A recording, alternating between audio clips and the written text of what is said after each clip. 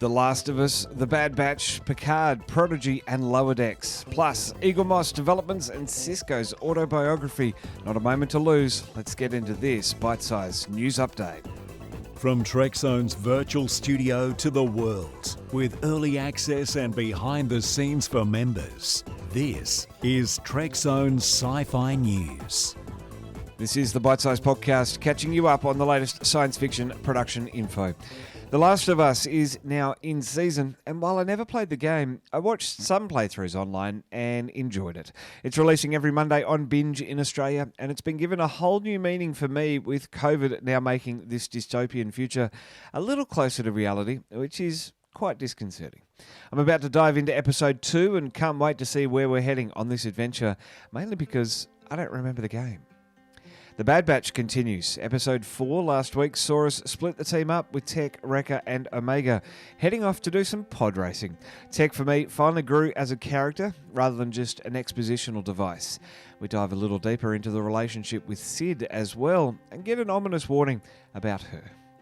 We'll get ready for Picard's final trailer on Sunday during an NFL championship game on CBS. We get a teaser for the promo. We got a teaser for the promo a couple of days ago, showing our crew sitting around a conference table discussing their opinions and the odds. It felt very warm and familiar sitting around a conference table. It's going to be a hell of a ride. It all starts in February. Almost 7 months on from Eaglemoss's receivership announcement, we have developments on the infantry and, more importantly, the subscription-based Enterprise D model build kit.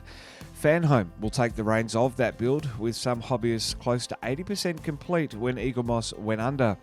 Fanhome, a division of Agostini Collectibles, is also home to other Eaglemoss subscriptions, including Star Wars and Marvel. Meanwhile, stock of the die-cast models has been acquired by Heathside Trading, with former employee and multiple Trekzone guest Ben Robinson noting on his Twitter that they're currently assessing what stock is where across global warehouses, but it's likely some of almost everything will be available.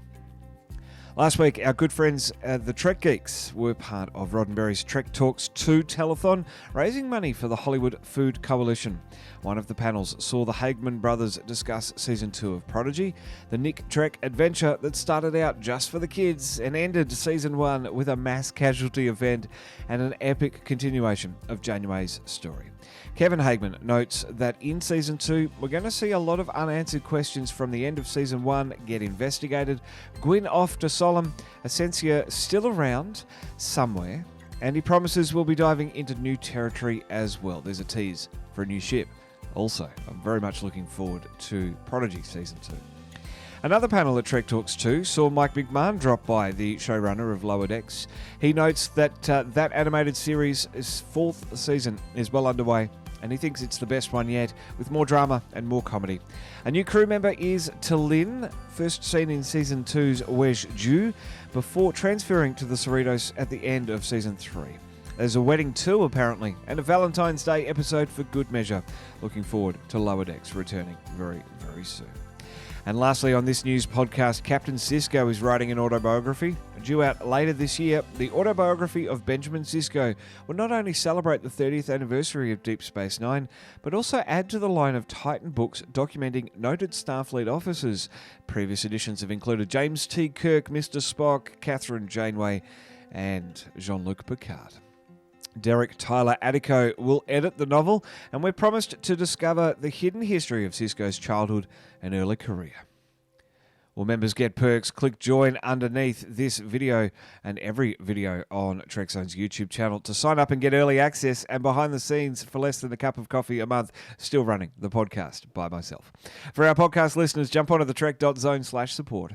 Clicking thanks under Trekzone's videos enables a one-time contribution, while heading to the trek.zone/PayPal is the most direct route into this podcast's budget.